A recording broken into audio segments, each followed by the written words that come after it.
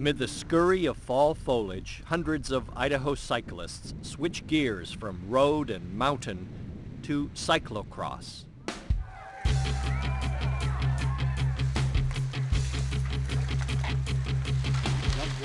It's almost like a license to get dirty. It's a different person that races in a cross race. They're pretty competitive. It is so fun.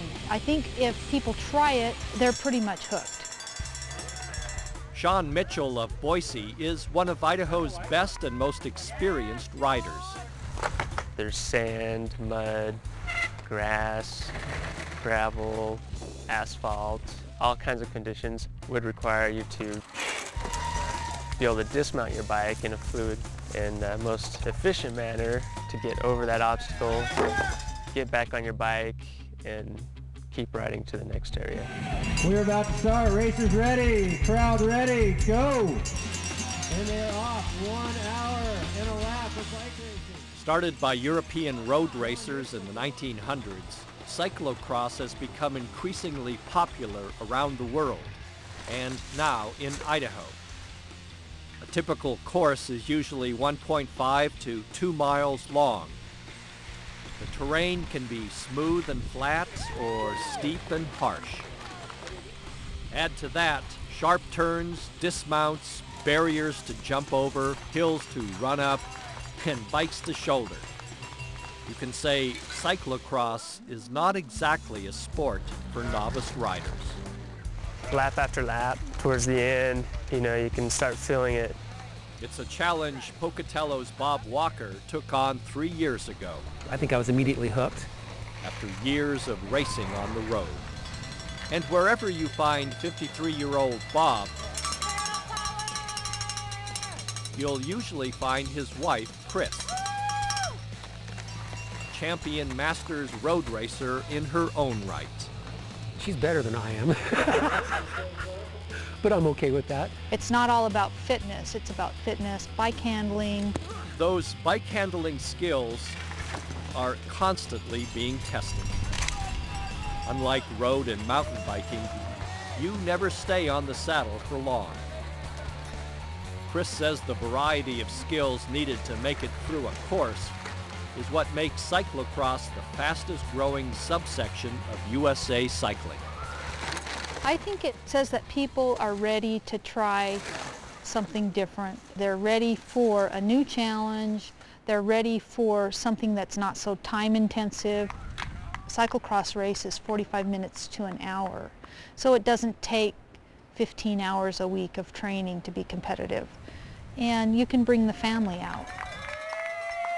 At races, spectators line the course.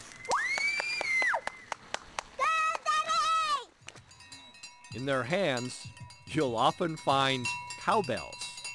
It's something European. I don't understand it, but I like it. You want to make as much noise with the bells as you can, and I think it's because it's too cold to clap, maybe. I don't know. But the bells are good. Race promoter Billy Olson has been organizing Crosstoberfest, the state championship races at Sun Valley for 6 years. What makes this extreme? Well, you got to ride the course to see that.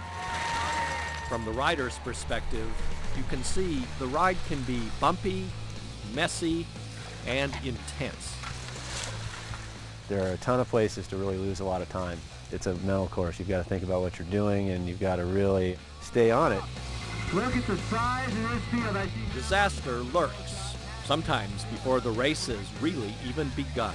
You've already got a mishap. And before the dust can settle, riders go on to struggle with dropped chains, loose gravel turns, and yes, a few spills.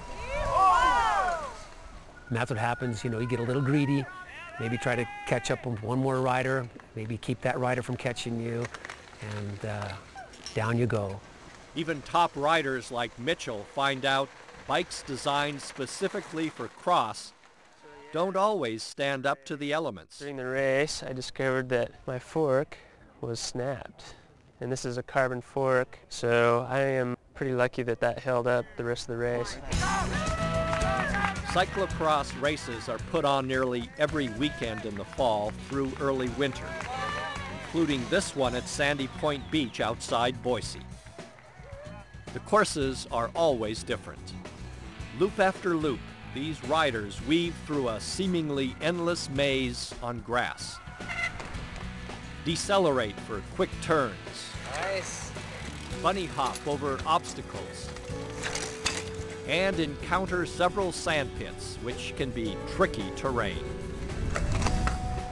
Former world time trial champion Richard Feldman of Sun Valley says in cyclocross, power is everything. Power in cyclocross is probably the ability to go through a transition, go through barrier, get back on your bike and accelerate up to speed. The idea is that the barrier shouldn't drop your speed. Camel's Back Park in Boise's North End is where Treasure Valley riders gather on Tuesday evenings to hone their skills.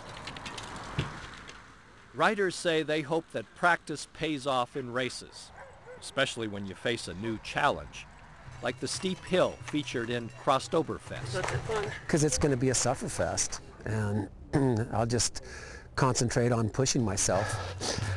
It's moments like this that prove having a good cross bike counts for something. I knew I bought a light bike for a reason.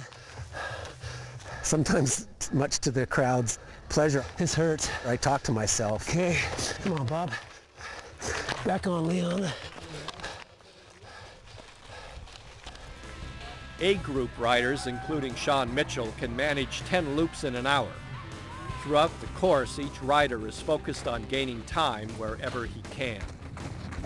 There were a couple spots, like the descent, I think I was able to actually gain a little bit of time.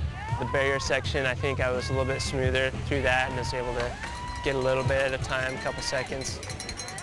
Sometimes a couple seconds is all it takes to finish strong and ahead of the pack. Sean Mitchell took third place at state. Even if he's a bit disappointed, he says he feels he finished strong and can head home with a sense of satisfaction. Some confidence in knowing, where the guys that were placing ahead of me, they go to some of the bigger races. It's likely these racers will go up against each other again and again.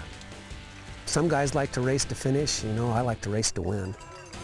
Idaho's cyclocross scene remains small enough for it to be considered a fringe sport, where success is based on overall fitness and a fierce sense of competition with others and with yourself. Well, that felt good. The whole game here is to push yourself mentally and physically as far as you can. And it's even an emotional stress because you push yourself so far. So that's how it's extreme. To me, that's the purest form of being extreme, is exploiting yourself physically and mentally.